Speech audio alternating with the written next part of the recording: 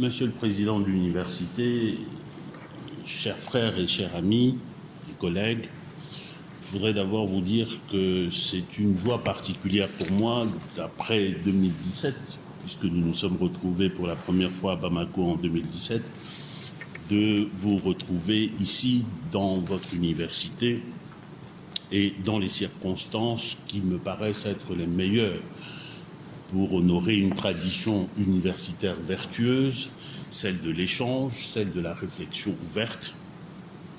Et je tiens particulièrement à vous remercier de votre accueil très chaleureux. Monsieur le vice-président de l'Université de Kara, Monsieur le vice-président de l'Université de Kara, chers collègues, Monsieur le président de la section de droit public,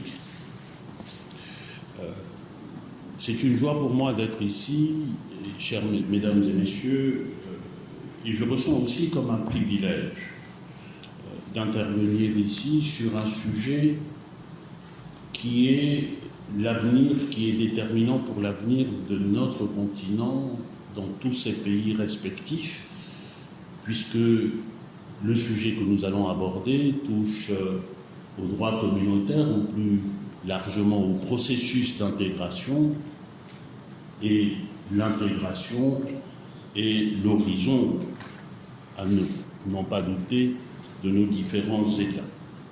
J'ai choisi d'aborder cette question de l'intégration africaine à travers les communautés, à partir d'un arrêt qui a été rappelé tout à l'heure par monsieur le vice-président de l'Université de Kara.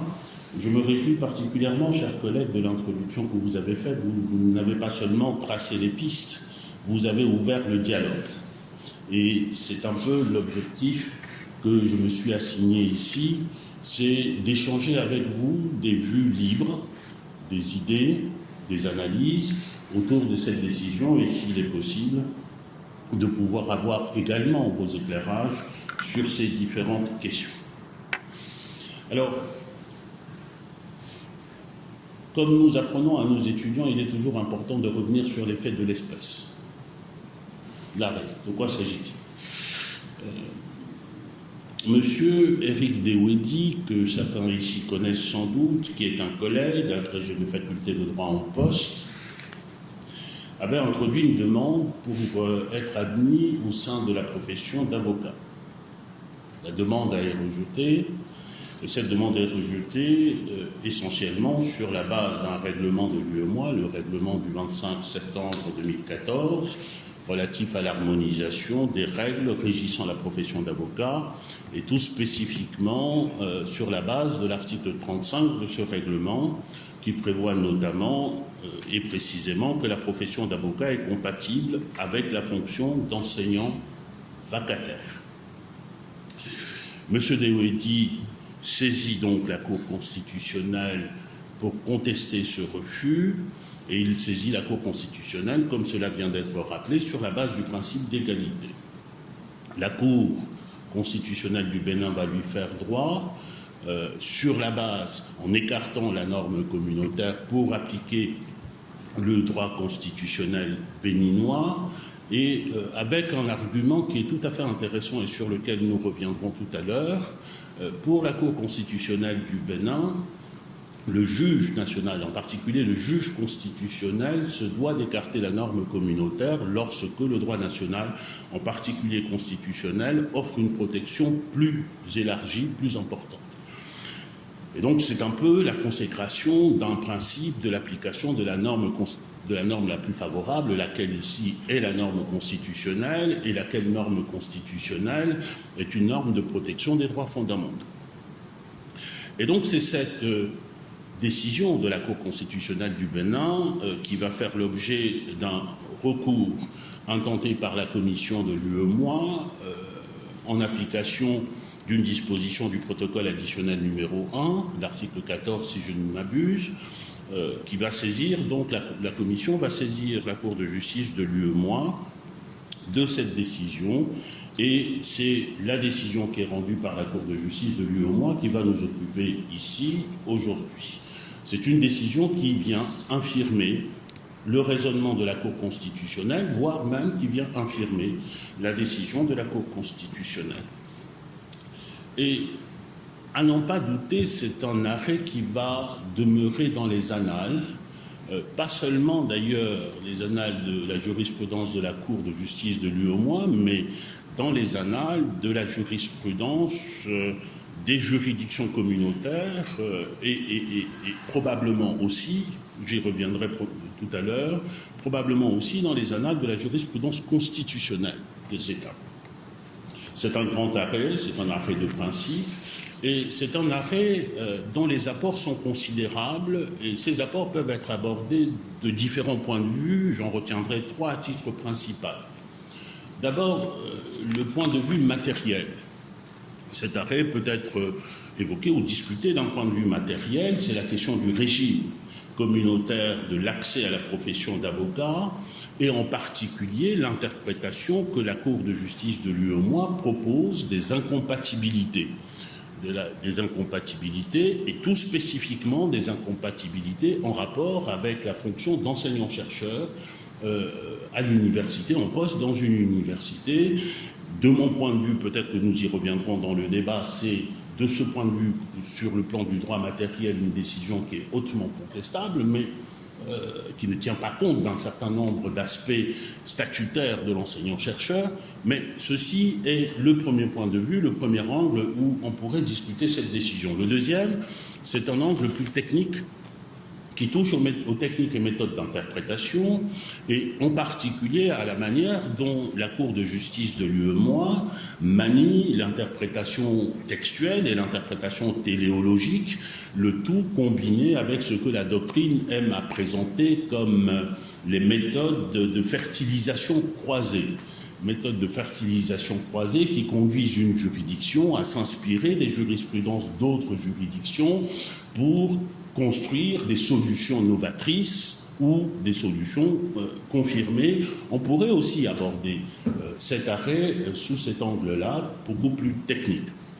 L'angle que j'ai retenu et qui, alors même que nous ne nous étions pas concertés avec mon collègue, rejoint ce qui a été présenté en introduction tout à l'heure, l'angle que j'ai choisi, c'est celui du droit institutionnel communautaire dans sa dimension droit des sources, ou plus exactement dans sa dimension de droit constitutionnel communautaire. C'est évidemment la question des rapports de système, rapport entre le droit de l'UEMOA et les droits des États membres, mais aussi, par répercussion, la question du rapport entre les droits communautaires qui s'appliquent concomitamment dans le même espace. Et cette décision peut être porteuse aussi d'enseignement de ce point de vue-là. Au-delà de ces questions particulières, c'est fondamentalement la question de la nature, je dirais même de la vitalité et de la viabilité du droit communautaire qui est posée. Et la position du juge communautaire ici mérite, à mon sens, la plus grande attention pour au moins deux raisons. La première raison est que, à l'instar d'autres entreprises communautaires, dont l'entreprise de l'Union européenne notamment, si l'UEMOA constitue d'abord un projet politique, la réalisation de ce projet politique a vocation à se faire par le droit et avec le juge comme figure de proue. Et c'est ce que le juge Pescator, professeur Pescator, mais qui était aussi un des grands juges des premiers temps de la Cour de justice de l'Union européenne, a appelé la chance du droit et des juges. Et l'arrêt lui-même mérite une plus grande attention parce qu'il porte sur des rapports de système, comme je l'ai dit tout à l'heure, et donc nécessairement sur,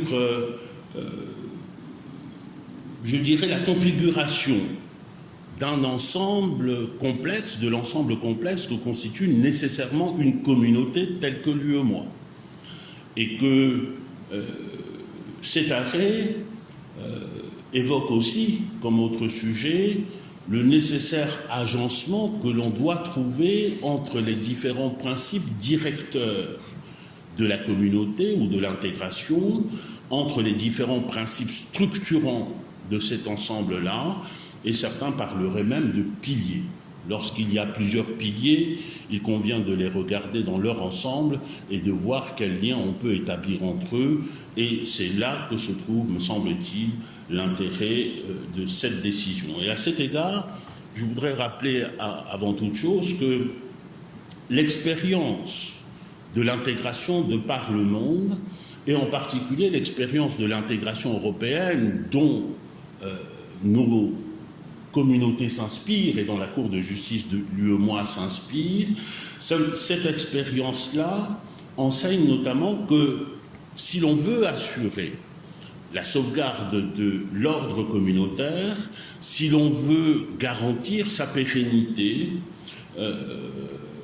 il importe de prendre en compte un certain nombre de techniques et le juge, qui est le garant de ces différents ordres, a à sa disposition différentes techniques juridiques pour pouvoir assurer les fondements de la communauté et garantir le développement de la communauté. Et surtout, cette expérience enseigne aussi que le juge se doit de rechercher, je dirais, un point d'équilibre, le meilleur point d'équilibre entre des logiques qui ne sont pas nécessairement convergentes lorsque ce juge a à envisager les rapports entre l'ordre communautaire et les ordres juridiques nationaux, et lorsqu'il a également à préciser la nature des rapports qui se nouent entre lui, le juge communautaire, et les juridictions nationales.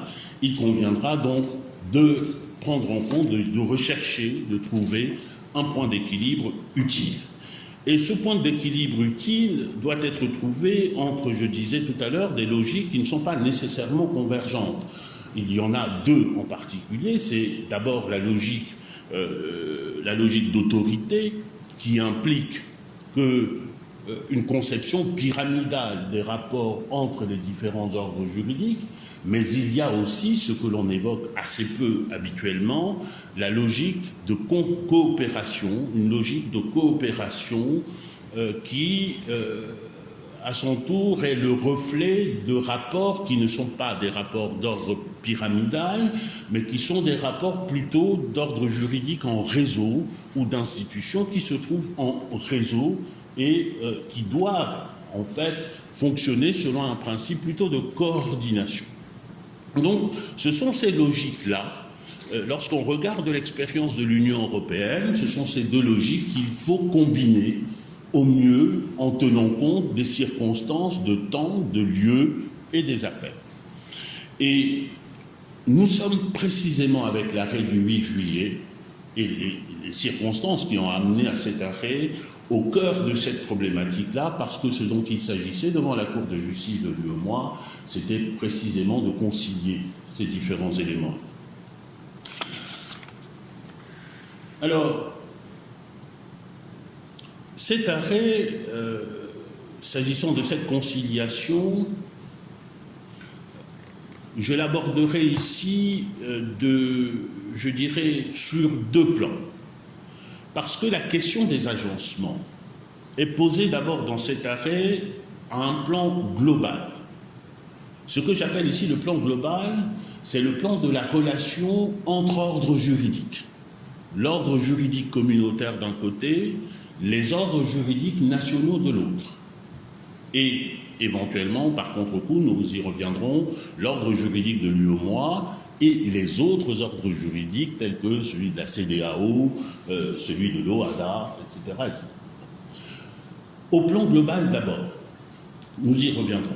Mais il faut aussi, l'arrêt invite aussi à s'appesantir, comme cela a été pertinemment souligné en introduction tout à l'heure, sur le type de rapport qu'il peut exister entre l'ordre juridique communautaire et les ordres constitutionnels nationaux. Et là, cette expérience, nous allons nous aider des expériences étrangères et du droit comparé pour essayer d'aborder ces questions. D'abord, le premier plan. Les rapports de système entre ordres juridiques. De ce point de vue, la Cour de justice de l'UEMOA a opéré un choix très clair, un choix très clair en faveur d'une logique hiérarchique, celle de la subordination des ordres juridiques nationaux. L'enjeu principal de l'arrêt du 8 juillet, d'ailleurs, vous l'aurez noté, c'est l'affirmation, je dirais presque impérative, l'affirmation de l'autorité du droit communautaire et, plus largement, l'affirmation du droit communautaire en tant que droit supranational irrésistible dans ses rapports avec le droit national. Et ceci peut poser question, et pose nécessairement question. Mais avant de voir que ceci peut poser question, il faut tout de même rappeler qu'il n'y a rien d'anormal à affirmer la suprématie du droit communautaire, à affirmer la primauté du droit communautaire, à affirmer dans ses rapports avec le droit national la prééminence des normes communautaires. C'est une affirmation qui est faite ici par la Cour de justice de l'UEMOA et qui est faite par référence à la jurisprudence de la Cour de justice de l'Union européenne et plus précisément par référence à un arrêt que nous connaissons tous, c'est l'arrêt Costa contre Enel de 1964. Et cette référence à l'arrêt Costa contre Enel, je voudrais tout de suite, lever tout équivoque. Je considère que cette référence-là exprime plus qu'un mimétisme jurisprudentiel. Ce que cela révèle, à mon avis, c'est plutôt que partout où il y a une entreprise communautaire, on se trouve face à un trait commun qui est partagé par toutes les communautés et que la primauté est un caractère fondamental, consubstantiel, essentiel, tous les qualificatifs que l'on peut trouver pour dire que là où il y a communauté, il y a nécessairement affirmation d'une primauté ou de la prééminence de l'ordre juridique au profit duquel, de l'ordre juridique de la communauté. Alors, dans le cadre de l'UEMOA, cette primauté est inscrite aussi dans le texte, c'est l'article 6 du traité de Dakar, mais le fait que cela soit inscrit dans les textes, du point de vue que j'évoque ici, importe finalement assez peu, parce que c'est un caractère consubstantiel. Et ce caractère est si consubstantiel qu'on peut se dire qu'il aurait même pu exister dans le cadre de l'UEMOA sans référence textuelle. Et d'ailleurs, c'est dans ces conditions que la primauté a été affirmée par la Cour de justice de l'Union européenne en 1964. Car la raison d'être de la primauté se trouve d'abord dans l'essence de la communauté. Et la Cour de justice de l'Union européenne le disait très bien dans l'arrêt Costa, en soulignant que le défaut de primauté mettrait en péril la réalisation des buts du traité. Et la Cour de l'Union européenne ajoutait que cela aboutirait à des situations incompatibles avec la notion de communauté.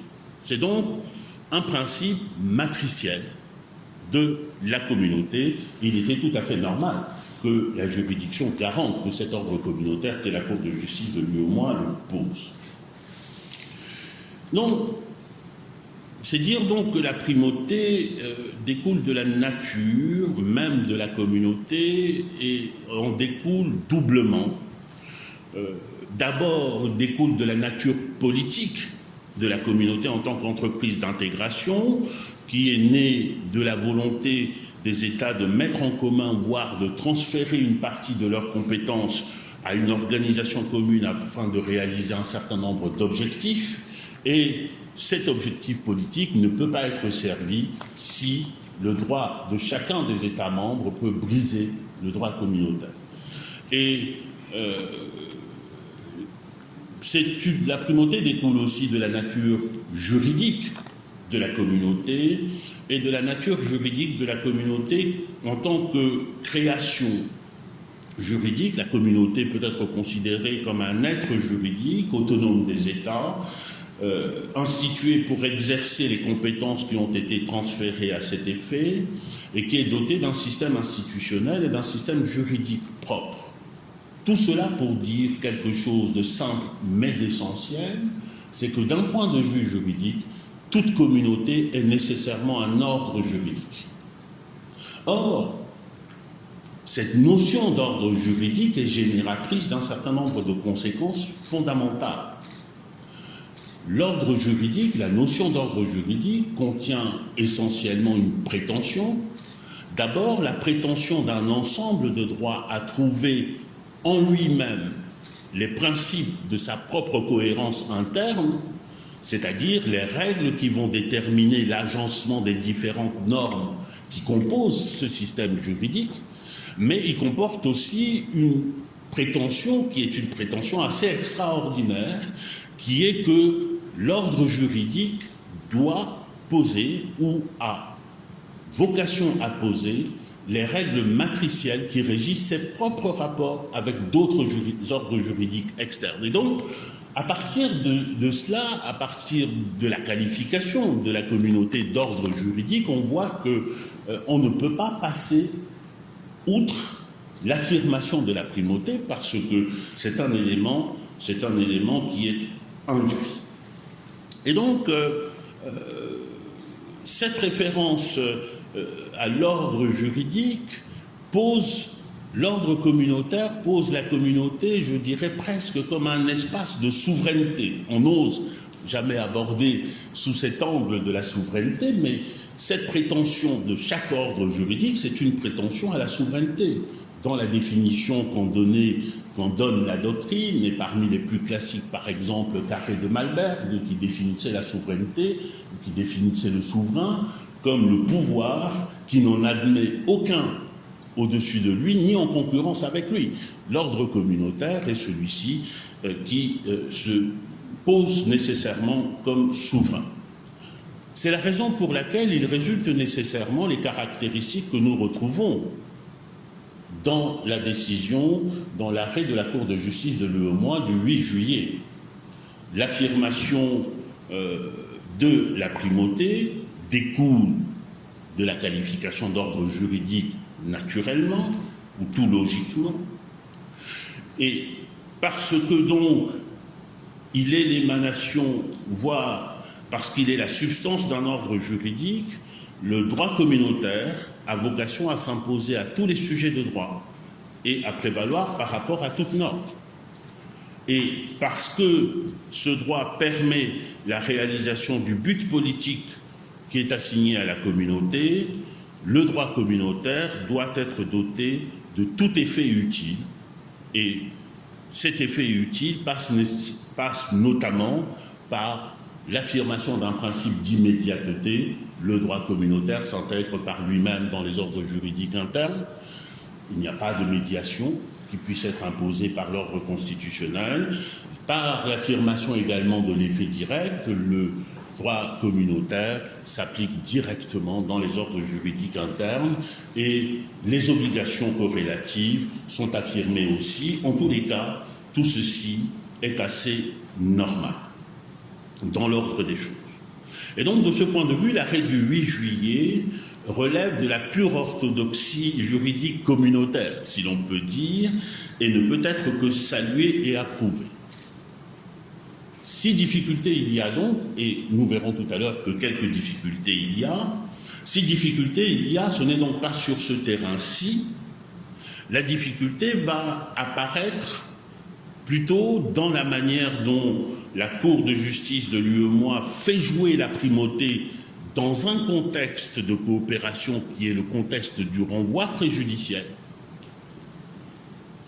Et donc, la difficulté va apparaître dans l'arbitrage que, placée devant le fait, la Cour de justice va devoir faire entre la primauté d'une part, les logiques de primauté, et la logique de coopération. Et donc c'est là qu'on voit apparaître, en tous les cas de mon point de vue, dans cet arrêt quelque chose qui ressemble à s'y méprendre à un tropisme de la primauté chez la Cour de justice de l'UEMOA. La confirmation de ce tropisme-là, où, dans la démarche de la Cour, ce qui importe d'abord, c'est la primauté, et les éléments qui relèvent de l'ordre de la coopération se trouvent effacés au profit de cette primauté-là. Alors, quelques mots sur ce tropisme que je viens d'évoquer. D'abord, on n'insiste jamais assez, malheureusement de mon point de vue dans nos facultés de droit, sur la place du dialogue et la place de la coopération dans les rapports entre les ordres juridiques communautaires et les ordres juridiques nationaux. Sur la place du dialogue dans le développement même de l'ordre juridique communautaire. Or, c'est un tort, parce que la coopération me paraît doublement nécessaire, et d'ailleurs les expériences que nous connaissons montrent que cette coopération est doublement nécessaire. Elle est nécessaire d'abord parce que la communauté ne dispose ni d'une compétence universellement exclusive. On est souvent dans un agencement de compétences partagées entre la communauté et les États, et aussi parce que aucune communauté ne dispose de la compétence de la compétence. Donc, la coopération est nécessaire pour cette raison-là, d'abord que, de manière structurelle, la communauté n'est pas à la base de tout et n'est pas compétente en tout. Et puis, la coopération s'impose aussi plus prosaïquement parce que la communauté ne dispose pas des moyens de la réalisation du droit communautaire et doit s'en remettre pour cela au droit national, donc aux droits nationaux, aux institutions des États membres et aux mécanismes juridiques nationaux. Et donc, pour cette double raison-là, on ne peut pas affirmer simplement, purement et simplement, un principe d'autorité, un principe de primauté, sans tenir compte de la nécessité de la coopération. Et cette exigence de coopération, d'ailleurs, elle s'exprime de différentes manières que vous connaissez tous. Au plan normatif notamment, la figure de cette obligation de coopération, c'est la directive. Dans le régime qu'il a, autant le droit de l'Union européenne, mais aussi dans le même régime qu'elle a dans le droit de l'UEMOA ou dans le droit des autres communautés en Afrique, Afrique de l'Ouest ou Afrique centrale. Mais cette exigence de coopération s'exprime aussi au plan juridictionnel et constitue même le principe de la relation qui va s'instituer entre la juridiction de la communauté, la juridiction suprême de la communauté, si l'on peut dire, et les juridictions nationales. Et le cadre de cette coopération, c'est le renvoi préjudiciel qui a été posé dès l'abord par la Cour de justice des communautés européennes comme la clé de voûte du système juridictionnel de la communauté. Alors, ce mécanisme du renvoi préjudiciel a été défini par la Cour de justice de l'Union européenne, notamment dans un avis du 18 décembre 2014, c'est l'avis numéro 2/13. Il a été défini comme instaurant un dialogue entre le juge communautaire et les juges nationaux. Et je prends la référence, l'une des références les plus récentes, mais cette définition coopérative de la relation qui s'instaure dans le cadre du renvoi préjudiciel est traditionnelle. C'est de jurisprudence constante. C'est en somme, comme l'a dit un des grands spécialistes du droit de l'Union européenne, qui est ensuite devenu président de la Cour européenne des droits de l'homme, M. Dean Spillman, c'est en somme un protocole de dialogue dans lequel chaque juridiction va concourir dans le cadre de ses propres compétences à la réalisation de l'effectivité du droit communautaire.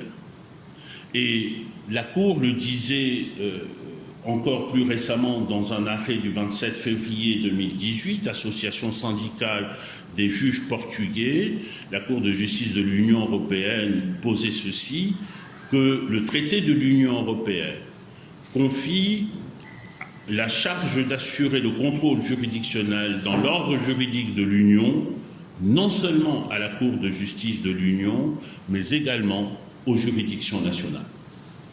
Alors, voilà pour le principe de coopération, qui est impliqué nécessairement par le mécanisme du renvoi préjudiciel. Et ce principe produit des conséquences tout à fait concrètes. Il produit des conséquences tout à fait concrètes qui viennent tempérer l'affirmation d'une obligation de renvoi préjudiciel pour les juridictions notamment qui statuent en dernier ressort. Ces implications, quelles sont-elles? Premièrement, je n'en citerai que les principales, la reconnaissance au profit du juge national d'une marge conséquente d'appréciation. Le juge national dispose d'une marge d'appréciation au nom de cette coopération-là.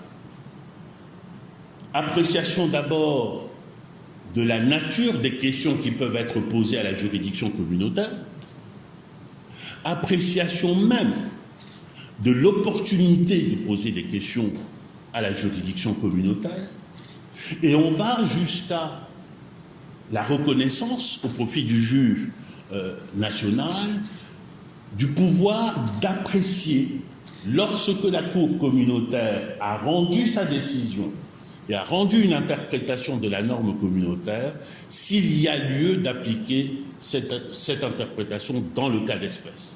Pouvoir d'appréciation considérable du juge national qui va de pair avec l'obligation de saisir ou de renvoyer à la Cour de justice. Sur ce point d'ailleurs, je pense qu'il est important de rappeler ici que le contexte juridique de l'UEMOA est le même que celui de l'Union européenne. L'obligation de renvoyer est posée pour les juridictions qui statuent en dernier ressort aussi dans le cadre de l'Union européenne. Mais il y a un élément factuel qui, de mon point de vue, est significatif, alors même que cette obligation existe, devant la Cour de justice, il s'est passé 60 ans. Il s'est passé 60 ans avant qu'il n'y ait un recours en manquement contre un État à raison d'une interprétation ou à raison d'une décision d'une juridiction nationale de ne pas renvoyer. Et donc, ceci montre, cet élément factuel, de mon point de vue, est très important parce qu'il montre la considération que la Cour de justice de l'Union européenne a pour les méthodes dialogiques ou dialogales de résolution des conflits qui peuvent apparaître entre juridiction communautaire et juridiction nationale. Et la première fois que la Cour de justice a condamné un État à raison du fait que le juge national avait, en statuant en dernier ressort, avait estimé ne pas avoir à renvoyer, c'est en 2018. C'est le Conseil d'État français, c'est un arrêt d'octobre, du 4 octobre 2018. La Cour de justice est quand même instituée en 1958, et ce n'est qu'en 2018, et dans un cas où vraiment la Cour s'est résolue à condamner l'État français parce que c'était quand même trop gros. Les circonstances de l'espèce montraient qu'il y avait une résistance et puis une mauvaise foi manifeste du Conseil d'État, et pour ceux Conseil d'État français, et pour ceux qui connaissent un peu la jurisprudence du Conseil d'État français, le Conseil d'État français a passé son temps à résister, à torpiller le droit communautaire, et pourtant, on n'a jamais assisté à un recours en manquement contre l'État français à raison de cela. Or, je disais tout à l'heure que ça, c'est pour la première implication concrète, la reconnaissance d'un pouvoir d'appréciation. Deuxième implication concrète, c'est la reconnaissance au profit du juge national d'une compétence propre et exclusive à exercer dans le cadre du mécanisme du renvoi préjudiciel. Il appartient au juge national et à lui seulement d'apprécier les circonstances de fait dans le cadre du renvoi. Cela résulte de la jurisprudence de la Cour de justice de l'Union européenne, je n'y reviendrai pas.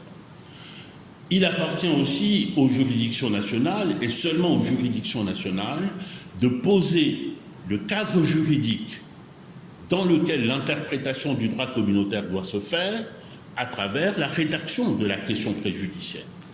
Et il appartient enfin et exclusivement aux juridictions nationales d'interpréter le droit national qui est impliqué, quand bien même il serait impliqué dans un contentieux de droit communautaire. Bref, au-delà donc de la primauté, les relations entre la communauté et les États membres, à partir de cette expérience-là, apparaissent comme étant guidées par un double principe. D'abord, un principe de confiance mutuelle. Ensuite, un principe de respect des sphères respectives de compétences.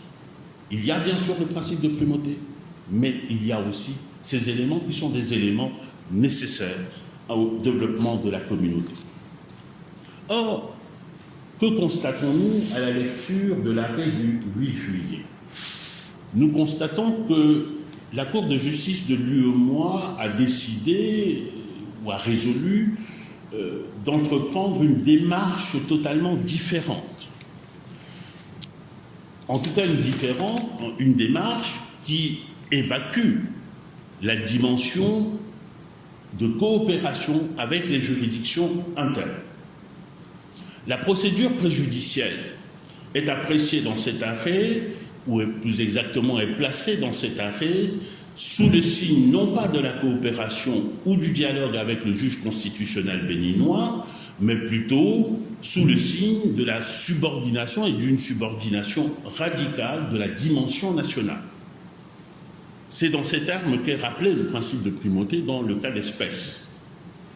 On y ajoutera le fait que la Cour de justice de l'UEMOA refuse d'accorder une quelconque autonomie d'appréciation au juge national et s'arroge le droit d'examiner le cadre factuel et juridique béninois de cette affaire plutôt que de se contenter d'interpréter le droit communautaire. C'est une manière de retirer au juge national ce que nous indiquions tout à l'heure comme une conséquence de la coopération, c'est-à-dire le pouvoir d'appréciation et le pouvoir d'exercer sa compétence à l'égard du droit national. Et puis, un dernier élément dans cet arrêt qui me paraît un peu révéler l'esprit, je dirais, des juges communautaires, c'est cette manière de focaliser dans le cadre de la procédure sur des rapports de juge à juge.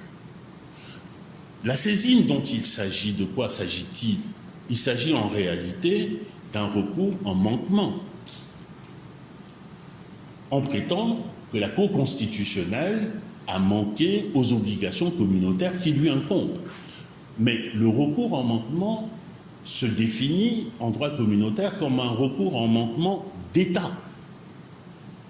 C'est la responsabilité de l'État qui est engagée, à raison d'un acte ou d'un comportement posé par n'importe lequel de ces organes, par n'importe laquelle de ces institutions.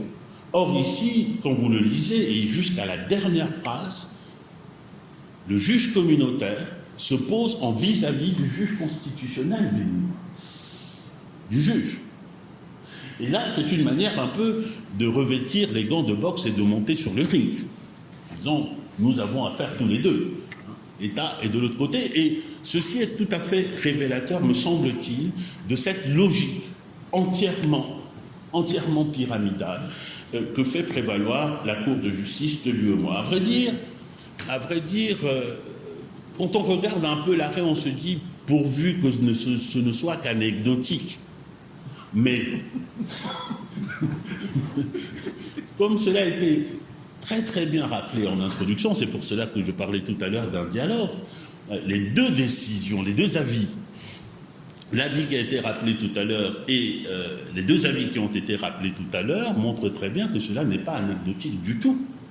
Nous avons effectivement un tropisme de la primauté chez le juge de la Cour de justice de l'UEMOA. Et quand on quitte le terrain des principes et le terrain des généralités, on finit même par se poser la question de la psychologie des juges. De la psychologie de juges qui veulent être des commandeurs et qui n'entendent pas se soumettre à un quelconque principe de coopération qui les placerait à égalité d'autres juges qui sont des juges nationaux. Mais bon, là, j'extrapole un peu, mais en tous les cas, les deux avis dont il s'agit montrent très bien que c'est une position constante de la Cour de justice de l'UEMOA. L'avis, prenons l'exemple, prenons quelques instants, l'avis du 18 mars 2003, l'avis 1-2003, que vous avez cité tout à l'heure, relatif à la création d'une Cour des comptes au Mali. Dans le cadre de cet avis, ce qui était en question, c'était la mise en œuvre d'une disposition du traité de l'UEMOA, c'est l'article 68, qui impose donc la mise en place d'une structure spécifique avec des garanties chargées de l'évaluation des comptes. Et donc, dans le cadre de cette mise en œuvre, le gouvernement malien, les autorités maliennes avaient décidé d'entreprendre une révision constitutionnelle pour mettre le droit national en conformité avec leurs obligations communautaires. Il se trouve que la procédure de révision constitutionnelle a tourné court, et c'est dans ce contexte-ci que la demande d'avis est introduite auprès de la Cour. La Cour, d'emblée, va placer le problème sur le terrain de la primauté. Est-ce que c'était pertinent? Est-ce que c'était absolument nécessaire? Est-ce que c'était dans ces termes que la question se posait réellement? C'est une question de mise en œuvre. Et, à mon sens, même si la Cour insiste sur la primauté, il aurait été utile d'accompagner les autorités nationales dans la construction d'une solution à partir de la réponse à un certain nombre de questions. Est-ce que le dispositif constitutionnel existant permettait de répondre efficacement aux exigences de l'article 68 ou non? S'il ne le permettait pas, à quelles conditions pouvait-on l'amener à cette conformité-là? Et puis, deuxième question, est-ce qu'il y a une obligation tirée du traité UEMOA de réviser nécessairement la Constitution? Ces questions ne sont absolument pas abordées. Et donc l'accompagnement, le dialogue, l'accompagnement qui aurait pu résulter d'un dialogue entre juges ne se fait pas. Et donc on pose le problème qui ne me paraît pas être l'angle nécessairement le plus pertinent pour résoudre la difficulté, surtout que lorsqu'un avis est demandé à une juridiction, c'est pour aider les autorités qui demandent l'avis à pouvoir trouver des solutions et avancer. Là, il n'y en a pas. Et l'avis numéro 003-2000 du 27 juin 2000, c'est un avis qui porte sur la question de l'articulation entre droit communautaire de la concurrence et droit interne de la concurrence dans les États membres. Et là encore, même réflexe de la Cour de justice de l'UEMOA, primauté du droit de l'Union. Et on se prend à se gratter la tête, et quand on a un peu de cheveux, on peut les tirer, mais on se dit, mais de quoi parle-t-on? Le droit de la concurrence, dans le traité de l'UEMOA comme dans le traité de l'Union européenne, repose sur quelques dispositions, 2 ou 3 dispositions. Ces dispositions sont des dispositions qui énoncent des interdictions, des prohibitions de certaines pratiques, les pratiques de position dominante ou d'interdiction des abus de position dominante, par exemple, l'interdiction des ententes entre les entreprises. Ce sont des dispositions qui elles-mêmes posent des interdictions mais ne fixent pas une compétence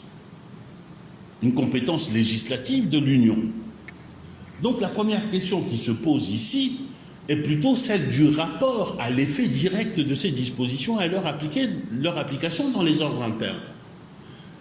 Et la Cour va placer cela non pas sur ce terrain, la Cour va se placer sur le terrain des compétences et de la répartition des compétences en matière de concurrence entre les États et va dire, puisqu'il y a une compétence communautaire, le droit communautaire de la concurrence prime par rapport au droit de la concurrence aux différents droits de la concurrence nationaux, mais la question n'était pas celle-là, me semble-t-il. Et c'est aussi celle de l'autre question qu'on aurait pu s'attendre à voir, c'est la question de savoir quelles compétences subsidiaires il reste aux États.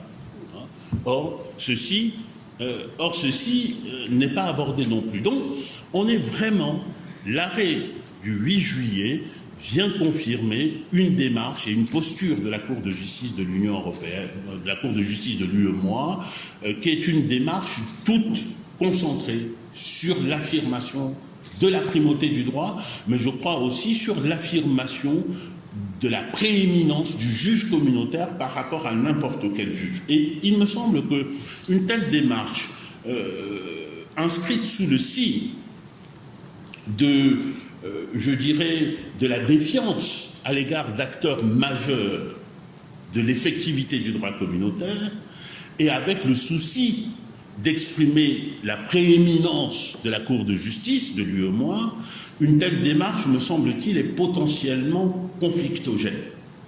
Elle peut générer des réfractions et peut générer des conflits.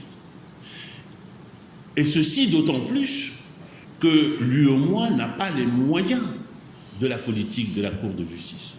À part affirmer qu'il y a primauté, de quels moyens dispose l'UEMOA pour imposer à un État d'appliquer, ou à une juridiction d'appliquer.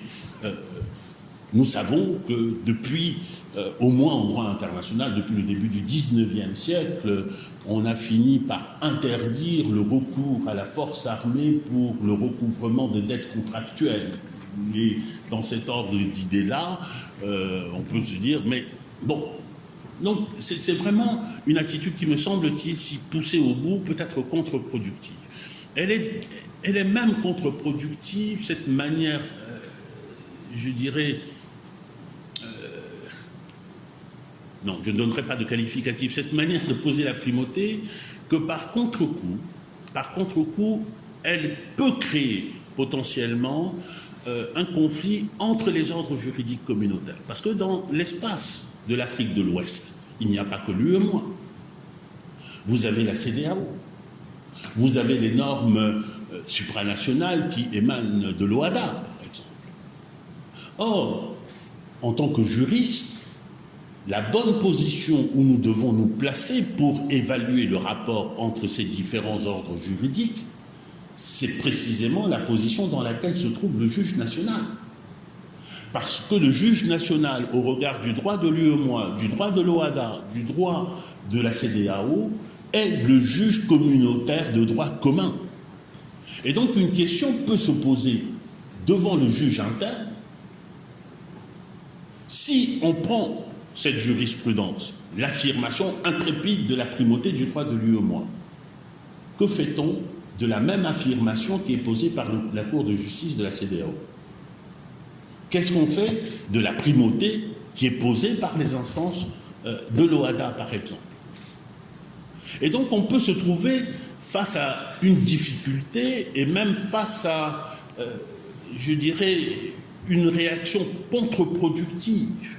Parce que, en effet, un juge qui se trouve dans cette situation de concurrence de primauté ou de concurrence de normes, toutes revendiquant la primauté, retrouve son entière liberté et peut statuer comme bon lui semble, en optant pour la primauté qui lui paraît la plus intéressante de son point de vue. Et donc, c'est une position qui peut présenter ces différents inconvénients. Donc, voilà ce que je voulais dire du premier point de vue dans ce que la décision de la Cour de justice de l'UEMOA donne à voir des principes qui s'appliquent dans les rapports entre ordres juridiques. Ordre juridique communautaire, ordre juridique interne. Il reste maintenant une autre question qui est fondamentale et par laquelle je vais terminer, c'est la question du rapport entre droit communautaire, entre ordre juridique communautaire et ordre constitutionnel des États. Et de ce point de vue-là, l'arrêt du 8 juillet est un arrêt qui refuse toute spécificité à cette relation. Et il est important de rappeler tout de même que, mais tout le monde le sait, que c'est un arrêt qui a été rendu à la suite d'une décision d'une Cour constitutionnelle, la Cour constitutionnelle béninoise. Or, on ne trouve nulle part la mention du fait qu'à l'origine, il y a l'intervention d'un juge constitutionnel. Et d'ailleurs, ceci est une preuve supplémentaire du fait que l'optique choisie n'est pas la bonne. Parce que l'indifférenciation entre problématiques constitutionnelles et autres problématiques, dans l'ordre juridique interne, entre le juge constitutionnel et les autres juges, est une conséquence tout à fait normale de l'affirmation du choix de la primauté comme ligne de raisonnement. Comme le dit d'ailleurs la Cour dans son arrêt, la primauté s'exerce à l'encontre de toutes les normes nationales, administratives, législatives, juridictionnelles et même constitutionnelles. C'est la position, y compris de la Cour de justice de l'Union européenne, dans l'arrêt Costa contre Enel. Donc, si on part de là, il n'y a pas de spécificité, et c'est à cette position-là que se tient la Cour de justice. Or, aussi bien des considérations d'ordre juridique que des considérations tenant à l'expérience de l'Union européenne, dont la Cour de justice de l'UEMOA dit s'inspirer, ces deux considérations amènent à prendre en compte ou invitent à prendre en compte la spécificité de la problématique constitutionnelle dans les rapports entre juges et dans le cadre spécifiquement du renvoi préjudiciel. Et ce que j'ai dit précédemment sur la nécessité d'une juste articulation entre la logique pyramidale et les logiques coopératives vaut a fortiori lorsqu'il s'agit du juge constitutionnel de ce point de vue. Il faut revenir quand même très brièvement sur ce que sont les spécificités de l'ordre constitutionnel ou du droit constitutionnel dans la perspective de ce renvoi préjudiciel. J'évoquerai ici deux éléments qui me paraissent importants. D'abord, le premier élément, c'est la position particulière du juge constitutionnel par rapport aux autres juges nationaux. Le juge constitutionnel est avant tout gardien d'une cohérence juridique et de l'efficacité de l'ordre juridique national. Parce que cet ordre juridique national se trouve à son fondement et à son fait la Constitution. Il est gardien de cette cohérence-là.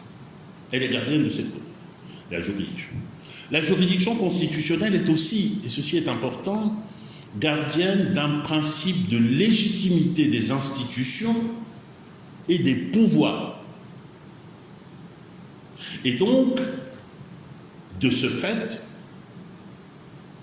elle est gardienne de ce qui va déterminer la validité générale des normes qui s'appliquent dans l'ordre juridique national. Ce que je veux dire par là, c'est que le juge constitutionnel, à bien y regarder, est le juge fondamental d'un ordre juridique, de la même manière que la Cour de justice de l'UEMOA se prétend juge d'un ordre juridique communautaire. Le juge constitutionnel l'est à l'égal, au moins au plan des principes du juge communautaire. Et donc des conflits ne sont pas à exclure, des guerres de légitimité, des affirmations concurrentielles de primauté qui peuvent s'affirmer et dans des conditions qui peuvent être dramatiques pour la communauté parce qu'il n'y a pas de solution juridique utile. Parce qu'on ne voit pas comment, par quel mécanisme juridique on peut trancher ces conflits-là. Et Ceci, c'est le premier élément qu'il faut prendre en compte de la spécificité du rapport de l'ordre constitutionnel ou des problématiques constitutionnelles. Deuxième élément à prendre en compte, ce deuxième élément tient, à mon avis, au rapport particulier de la norme constitutionnelle au droit communautaire. Bien sûr, toujours dans la perspective du renvoi préjudiciel, puisque c'est notre cas d'espèce. Faisons un peu du droit concret. D'abord, pour rappeler que le renvoi préjudiciel est un mécanisme qui s'inscrit nécessairement dans le cadre d'un procès, dans le cadre d'une procédure juridictionnelle en cours, et en principe, il peut s'inscrire quelle que soit la nature du contentieux. Contentieux objectif, c'est-à-dire procès fait à un acte, ou contentieux subjectif. Mais dans les faits, quand on regarde par exemple le droit de l'Union européenne, la jurisprudence envisage prioritairement le renvoi préjudiciel dans une perspective de contentieux subjectif, où un particulier va revendiquer l'application de la norme communautaire dont ce particulier prétend tirer des droits. C'est la raison d'ailleurs pour laquelle, dans la jurisprudence de l'Union européenne, la première fois que la Cour de justice, dans l'arrêt Van Gelden-Loos, affirme le principe de l'effet direct, c'est en rapport avec le renvoi préjudiciel. Parce que le renvoi préjudiciel, du point de vue de la Cour, est un instrument de protection des droits des justiciables. Et donc on se trouve dans cette perspective-là. Je voulais insister là-dessus pour revenir à la Constitution.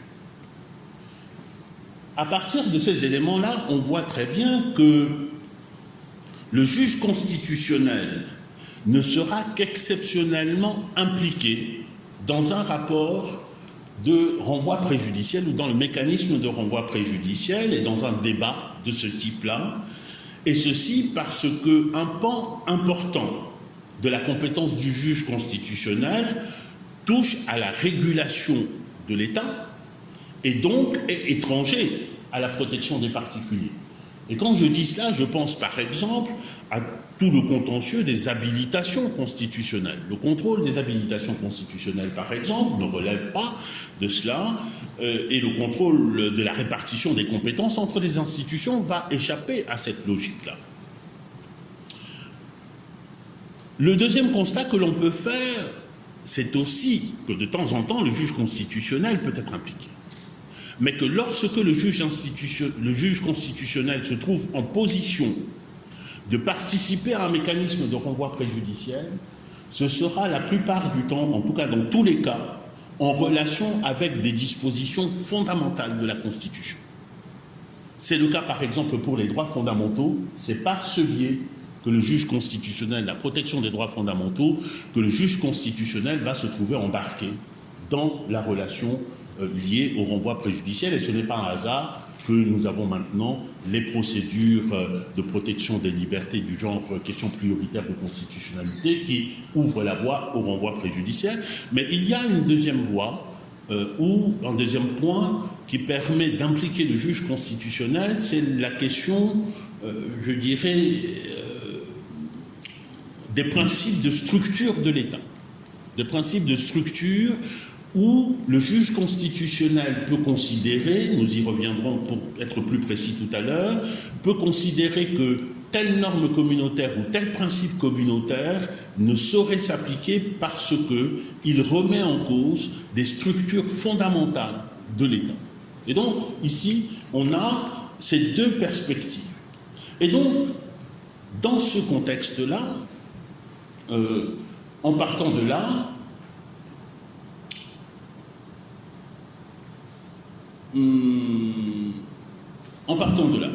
j'avais perdu un peu le fil de ma pensée, excusez-moi, c'est dire donc que l'entrée en lice du juge constitutionnel va à chaque fois se poser dans des conditions, va se faire dans des conditions et sur des questions qui sont de la plus haute sensibilité du point de vue de ce juge constitutionnel et du point de vue de la Constitution nationale. Et donc, dans pareil cas, est-ce qu'on peut se contenter simplement d'affirmer la primauté? Je crois que non. Je crois que non. Et affirmer simplement la primauté peut même être assez contre-productif. Or, ces deux éléments de la spécificité de la problématique constitutionnelle sont loin d'être totalement théoriques, puisque la Cour a décidé de s'inspirer du droit de l'Union européenne. Revenons un peu au droit de l'Union européenne pour voir quels enseignements nous pourrons tirer de l'expérience de l'Union européenne.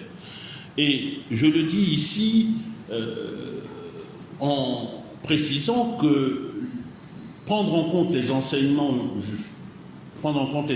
de l'expérience communautaire, ça ne doit pas être dans une perspective de mimétisme. De mon point de vue, il doit en être tenu compte dans une perspective à la fois d'anticipation et de prévention. Parce que le juge qui veut agir dans le sens de la consolidation de la communauté se doit d'anticiper sur les évolutions possibles. On en aperçoit dans le cadre de l'Union européenne. Il se doit aussi de prévenir les conflits, soit en empêchant que ces conflits surviennent, soit en construisant par anticipation des solutions. Et quitte à s'inspirer de l'expérience de l'Union européenne, pourquoi ne pas prendre en compte tous les éléments de cette expérience? Je veux dire, pas seulement les solutions techniques, évidentes, toutes les solutions techniques, mais aussi le contexte dans lequel ces solutions sont construites. Et dans cette optique-là, et s'agissant de la projection des rapports entre juges communautaires et juges constitutionnels nationaux, deux éléments de contexte me paraissent mériter qu'on s'y arrête. Deux éléments de contexte, je serai bref parce que je pense que j'ai déjà pris beaucoup de temps. Le premier élément de contexte porte sur la question du fondement du droit communautaire.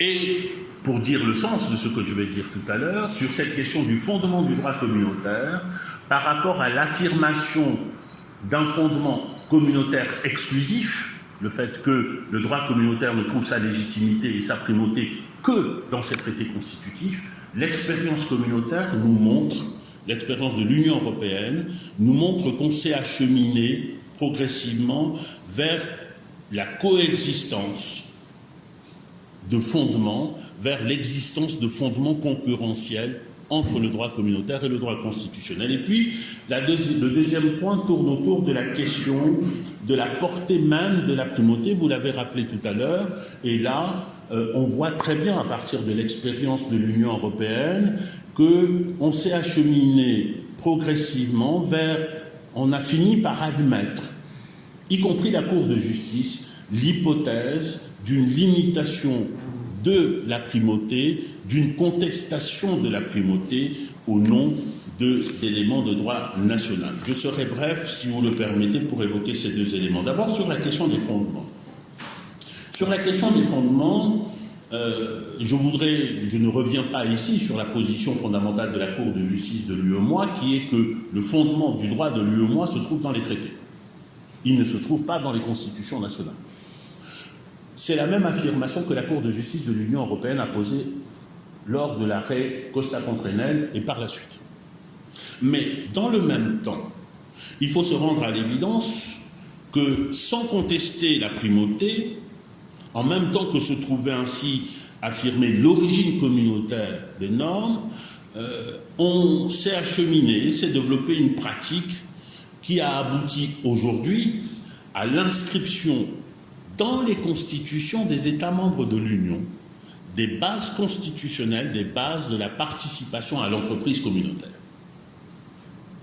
Et c'est un mouvement qui mériterait d'être détaillé, nous n'avons pas le temps ici, mais c'est un mouvement qui s'est dessiné très clairement à partir des années 90, en France notamment, et c'est un mouvement en France, en Allemagne, en Italie, et c'est un mouvement à l'origine duquel se trouve le juge constitutionnel, les différents juges constitutionnels, qui estimaient qu'il n'y avait pas un fondement suffisant dans la loi fondamentale nationale pour que l'État participe à la communauté, à l'Union européenne. Et on a vu ainsi, sous la houlette ou sous l'impulsion de cette jurisprudence constitutionnelle, des révisions constitutionnelles qui venaient inscrire les bases constitutionnelles de la participation à l'Union européenne.